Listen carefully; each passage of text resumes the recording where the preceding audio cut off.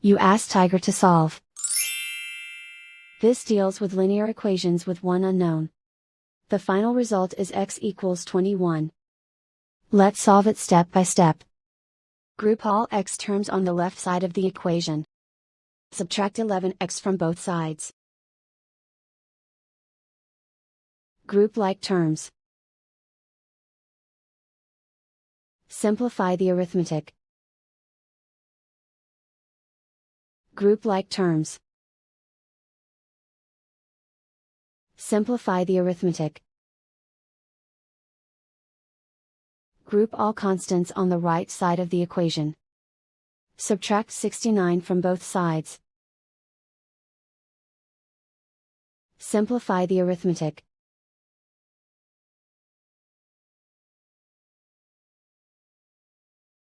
Isolate the x.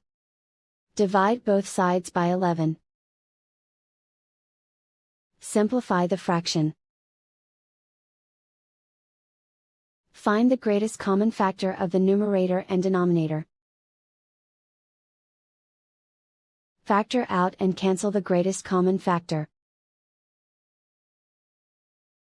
And so the final result is x equals 21.